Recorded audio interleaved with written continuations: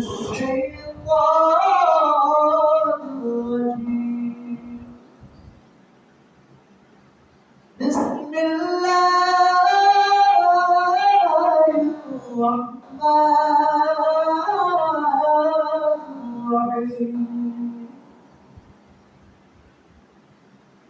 وقضى ربك ألا تعبدوا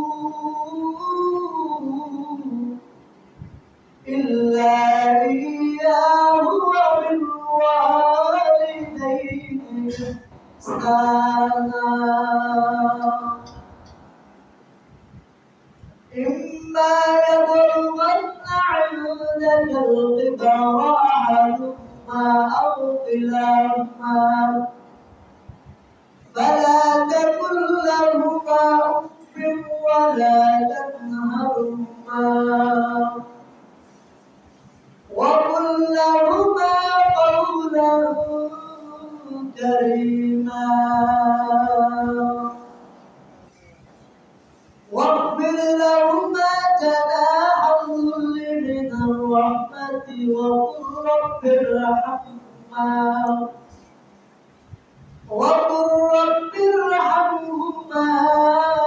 كما ربياني صغيرا. قال النبي صلى الله عليه وسلم الجنة تحت أقدام الأمهات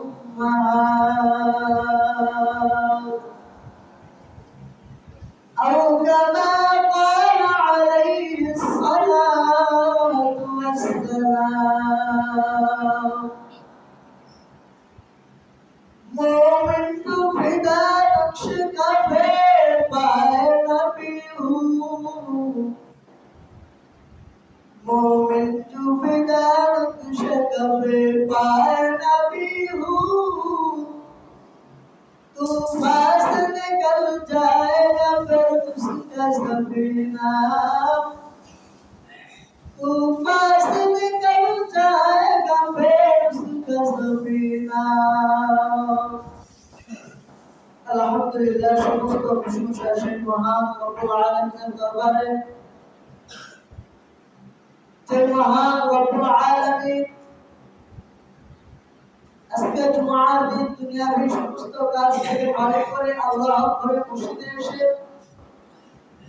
আমার মতো গুনাহগারকে দিনই কিছু কথাবার্তা বলা এবং আপনাদেরকে শোনানোর তৌফিক দান করেছে। এই জন্য আমরা সবাই অন্তর থেকে শুকরিয়া আদায় করি আলহামদুলিল্লাহ। আসলে জুমার দিন আবার সামনে আসতেছে কুরবানি। আমি বাইরে থেকে পরিপূর্ণ প্রস্তুতি নিয়ে আসছি যে আপনাদের সামনে কুরবানি বিষয়ে কিছু কথা বলবো। যেহেতু সামনে কুরবানি, কুরবানিতে করণীয় কি করতে হবে, কি কুরবানি দিতে হবে, কাকে দিতে হবে, কার উপর খরচ, এ বিষয়ে আমি কথা বলতাম। কিন্তু আমাদের একজন বাবা মসজিদের অনেক দামি একজন সদস্য দিতে বলেন যে মা বাবা সম্পর্কে কিছু কথাবার্তা বলা হোক। যেহেতু দুনিয়াতে অধিকাংশই মা বাবা লাঞ্ছিত, দুনিয়াতে শুধু মা বাবা না, সন্তানরা মা বাবারা দেখতে পারতেছে না, আবার মা বাবারাও সন্তানকে দেখতে পারতেছে না। আল্লাহ তাআলা কুরআনে কারীমে এ ব্যাপারে অনেক মধ্যে একটা আয়াত নিয়ে এসেছেন, যে আয়াতটা আমি আগে পড়েছি, আজকেও বললাম। আল্লাহ তাআলা বলতেছেন ওয়া কাদা রাব্বুকা আল্লা তা'বুদু ইল্লা ইয়্যাহু ওয়া বিল ওয়ালিদাইনি ইহসানা। আল্লাহ তাআলা এই আয়াতে বলতেছেন যে সর্বপ্রথম তোমরা আমি আল্লাহ তাআলার ইবাদত করো, এরপর তোমরা মা বাবার খেদমত করো। প্রথম আল্লাহ তাআলার ইবাদত করতে হবে, তারপর মা বাবার অনুগত অনুকরণ আমাদেরকে করতে হবে। আল্লাহ তাআলা এটা আরো বলতেছেন কেমন অনুগত, কেমন অনুসরণ করবো। إما يبلغن عندك الكبر أحدهما أو كلاهما فلا تقل لهما أف ولا تنهرهما وقل لهما قولا كريما। যেমন ভাবে আমাদের মা বাবা ছোট বয়সে, আমরা ছোট ছিলাম, আমাদেরকে যেমন ভাবে লালন পালন করেছে, বড় হওয়ার পরে মা বাবাকে ওইভাবেই লালন পালন করতে হবে। ছোটতে মা আমাদেরকে উঠায় খাওয়াতেন, আজ মা বাবা তাদের বয়স বেশি হয়ে গিয়েছে, আজ আমাদের উচিত তাদেরকে উঠায় খাওয়া। কিন্তু এখনকার যুবকরা মা বাবাদেরকে তো উঠায় খাওয়াই না, খাওয়ানোর তো দূরের কথা, মা বাবা যদি কোনো ভালো বিষয় নিয়ে প্রতিবাদ করে, বরঞ্চ দেখা যায় ওই সন্তান মা বাবাকে হত্যা করে, ওই সন্তান মা বাবাকে জবাই করে।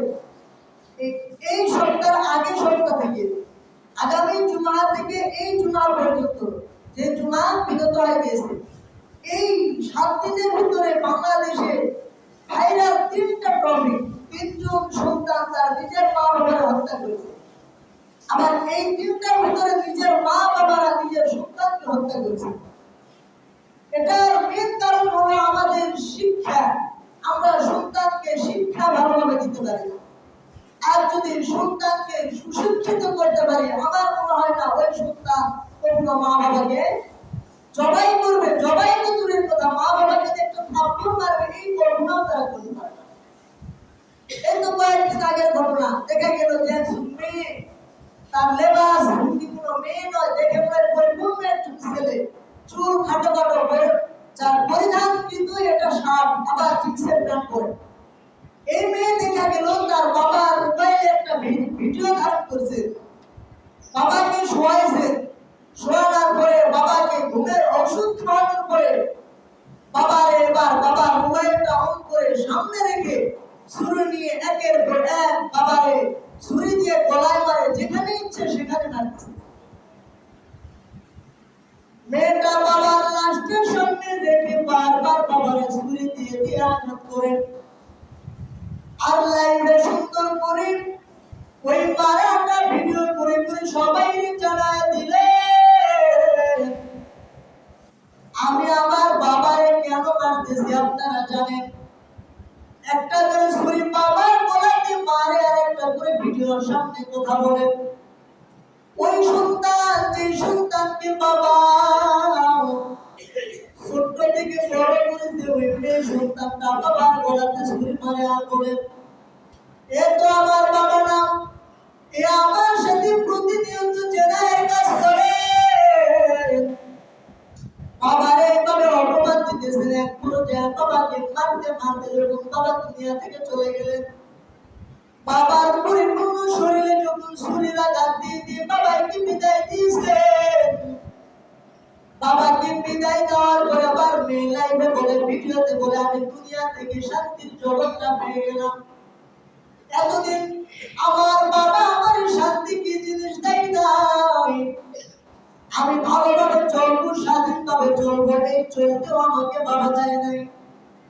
আমি আমার ইচ্ছা মতো দুনিয়াতে চলাফেরা করবো, এই চলাফেরাটাও আমাকে করতে দেয় নাই। এইভাবে কিছু কথাবার্তা বলে এক পর্যায়ে ভিডিওটা যখন কেটে দিলেন, ভিডিও অফ করে আবার 999 ফোন দিয়ে জানায় দিলেন। পুলিশ কর্মকর্তারা শুনে, আমি একজন মেয়ে, আমি আমার বাবার নিজে হত্যা করেছি। 999 ফোন দেওয়ার পর পুলিশ কর্মকর্তারা যখন এবার বাড়িতে চলে আসছে, এটা কয়েকদিন আগের ঘটনা, ঢাকাতে কোন এক জায়গাতে ঘটনাটা ঘটেছে। প্রতিনিয়ত বড় বড় ইউটিউব চ্যানেল, প্রতিনিয়ত বড় বড় ফেসবুক পেজরা ভিডিওগুলো দিতেছে। এবার যখন পুলিশ কর্মকর্তারা ফোন দিয়ে দিলে, পুলিশ কর্মকর্তারা বাড়িতে চলে আসছেন। বাড়িতে আসার পরে মেয়েরা জিজ্ঞাসা করতেছেন, কেন তুমি তোমার বাবারে জবাই করছো? মেয়ে আবার বলে, আমার বাবা আমার সাথে জেনাহের কাজ করেছে, আমার মাকে জেনাহের অন্যর সাথে জেনাহের কাজ করার জন্য ব্যর্থ করেছে। এক পর্যায়ে বাবাকে হত্যা করার কারণে মেয়েকে যখন কারাগারে নিয়ে যাওয়া হলো, কারাগারে নিয়ে যাওয়ার পর এতদিন যেগুলো কথা বলেছিল, এগুলো একটা কথাও সত্য না। যেই মেয়ে বলে আমার বাবারে আমার জেনা করেছে, আসলে বাবা জেনা করে নাই। যেই মেয়ে বলে আমার বাবা আমার মারে অন্যর সাথে জেনাহের কাজ করার জন্য উৎসাহ করেছে, আসলে এটাও ঠিক না। পুলিশরা যখন সুন্দর করে ইনকোয়ারি করছেন, তাকে যখন মারপিটের পর তাকে যখন আসল তথ্যটা বের করার চেষ্টা করছেন, এক পর্যায়ে ওই সন্তান এবার বলে আমি কেন আমার বাবার জবাই করছি জানে, আসলে আমার বাবা আমার সাথে কোনোদিন জেনাহের কাজ করে নাই। আমার বাবা আমার মাকে জেনাহের কাজ করার জন্য কোথাও পাঠায় নাই। তাহলে কেন আপনি আপনার বাবারে মারছেন? ওই মেয়ে যে মেয়ে সুরটা পরিপূর্ণ ছেলে দেখতে জীবনে মেয়ে ভাববেন না। মেয়ে আবার পুলিশ কর্মকর্তারে জানা দিলেন আমরা অনেক গরিব, আমার পড়ালেখার জন্য বাবা গ্রাম থেকে শহরে চলে আসতেন। বাবা একটা ছোট্ট দুইটা রুম নিয়ে বাবার এক রুমে থাকে, আমি এক রুমে থাকি। এক পর্যায়ে কলেজে যাওয়া আসা করতে করতে মাদক আসক্ত হয়ে যায়, আমি মদ্যপান করি। তারপরে আমি একজন সমকামী ব্যক্তি, আমি ছেলেদেরকে বিশ্বাস করি না। আমরা মেয়েরাই আমরা স্বামী স্ত্রীর মতো চলাফেরা করি। আমরা যখন এইভাবে চলি, আমরা আমার ওই মেয়ে যার সাথে আমি সমকামী করি, যার সাথে চলাফেরা করি, তারে নিয়ে আমি যখন বাড়িতে গেলাম, বাড়িতে যাওয়ার পর আমার বাবা ভাবছিল আমার মেয়ের বান্ধবী আসছে। বাবা ছোট্ট একটা কিচেন রুমে থেকে মেয়ের বান্ধবীর ভালো রুমে থাকার জন্য আদেশ দিলেন। কিন্তু একটা বান্ধবী তো বান্ধবীর বাড়িতে গিয়ে 2 দিন 3 দিন 1 সপ্তাহ 2 সপ্তাহ দেখতে পারে, বহুদিন হয়ে গেল কিন্তু বান্ধবী ওই জায়গা থেকে আর যায় না। বাবা এবার প্রতিবাদ করে সন্তান, আমরা তো গরিব, আমাদের তো থাকার জায়গা নাই, তুমি তোমার বান্ধবীরে নিয়ে থাকো, কোনো আপত্তি নাই। কিন্তু আমরা তো কষ্ট করে কিচেন রুমে আর এতদিন থাকতে পারবো না, তুমি তোমার বান্ধবীর বাড়িতে পাঠায়া দাও। বাবাকে বলে না না, আমি আমার বান্ধবীর নিয়ে এখানেই থাকবো, সে এখানেই থাকবে, তোমরা অন্য জায়গায় থাকো। বাবা মেয়ের চেহারার দিকে তাকিয়ে আর কোনো কিছু বললেন না।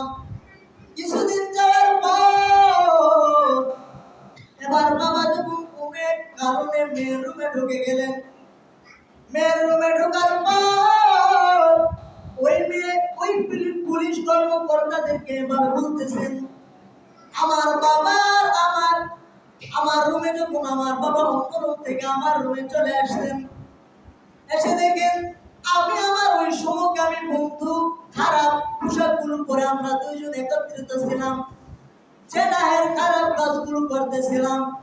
আমার বাবা এগুলো ভিডিও ধারণ করে মানুষকে দেখানোর জন্য, কারণ আমি দেখতে মেয়ের মতো হলেও আসলে আমি মেয়েদেরকে বিশ্বাস করি না। আমি দেখতে মেয়ের মতো হলে আমি মেয়ের মতো চলতে চাই না। আমার বল অভ্যাস হলো আমি মেয়ে হওয়ার পরে মেয়েকে বিবাহ করতে চাই। কিন্তু আমার বাবা এই বিবাহ দেওয়ার জন্য কোনো প্রস্তুতি ছিল না। আমি এই কারণে আমার ওই বাবারে এই সমস্ত কাজ থেকে বিরত রাখার জন্য আমার বাবা প্রতি কাজে আমাকে বাধা দিত, আমাকে মদ্যপান করতে দিত না, আমাকে খারাপ কাজগুলো করতে দিত না, ভালো কাজে উৎসাহিত করত। আমি বিরত হওয়ার পর আমি এতগুলো বিরক্ত বোধ করার পরে আমি আমার বাবারে ওই দিন ঘুমের ওষুধ খাওয়ায়া দুনিয়া থেকে বিদায় দিয়েছি। এটা হলো বাংলাদেশের ঘটনা। আমাদের ঢাকা কোন এক শহরে বাংলাদেশে এই কাহিনী ঘটছে যে মেয়ে নিজের বাবারে, মেয়েকে শুধু বলছে বাবা তুমি জেনাহের কাজ করো না, মেয়েকে শুধু বলছে তুমি খারাপ কাজে লিপ্ত হও না, মেয়েকে বলছে তুমি প্যান্ট শার্ট পরো না, তুমি মেয়ের মতো থাকবা, তোমাকে এমন করার কেন প্রয়োজন? এই কথা বলার কারণে একজন বাবা নিজের সন্তান হওয়ার পরে একজন বাবারে হত্যা করেছে। আমি এটা মনে করি এটা বাবারই দোষ। কারণ বাবাকে যদি কলেজ লাইফে না দিয়ে কলেজে দিয়েছেন, আপনি ভালো কলেজে দেন, ঢাকাতে অনেক ভালো মানের কলেজ আছে, এমন কলেজে দেয় যেগুলো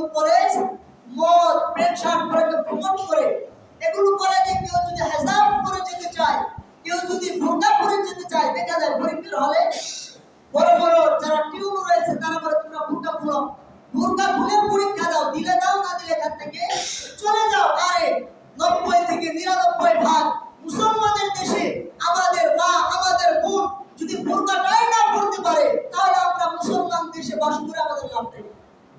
বাবা, আমাদের সচেতন হতে হবে। আমরা মেয়েকে বিভিন্ন জায়গায় পাঠাইতেছি, মায়ে বলে সন্তান তোমাকে দেখতে খারাপ লাগে, মেয়ে বলে কি করবো, বলে সুন্দর করে লিপস্টিক দাও।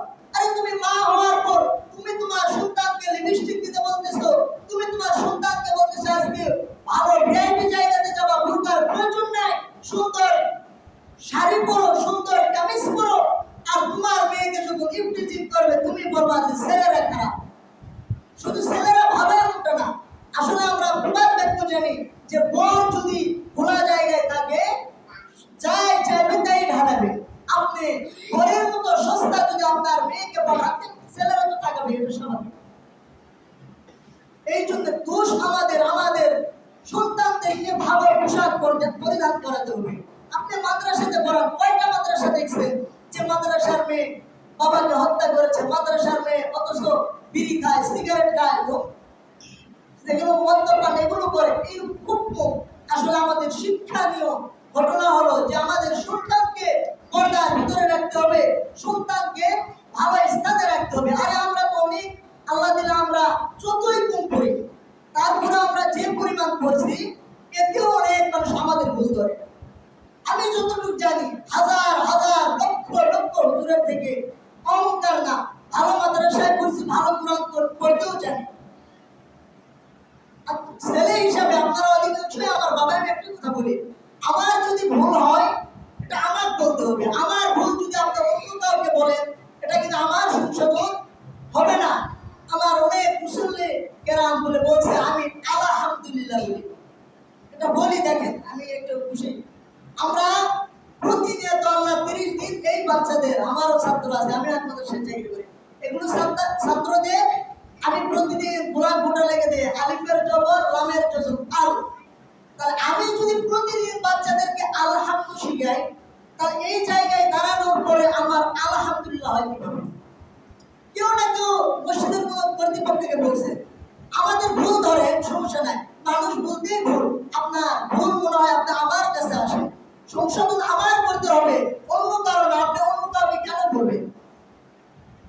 কথা বলবেন, 2 দিন পর বলবে যে এই হুজুর অসাধু একটা কথা বলে। আরে ভাই, আল্লাহ যে যোগ্যতা দিচ্ছে এই মসজিদে চাকরি করতে হবে এমনটা না।